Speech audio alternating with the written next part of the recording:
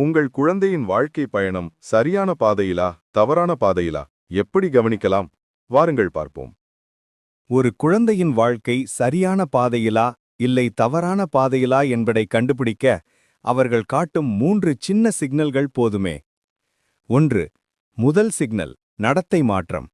சாதாரணமாக இருந்த குழந்தை திடீரென கோபம், அமைதியின்மை, தனிமை. இது ஒரு உதவி கேட்கும் சைகை. 2வது சிக்னல் அவர்களின் ஆர்வம். ஒரே வேளை மீதான ஆர்வம் குறைதல் அல்லது திடீரென்று ஆபத்தான அல்லது ரகசியமான ஆர்வங்கள். இது வழிதவற ஆரம்பிக்கும் அறிகுறி.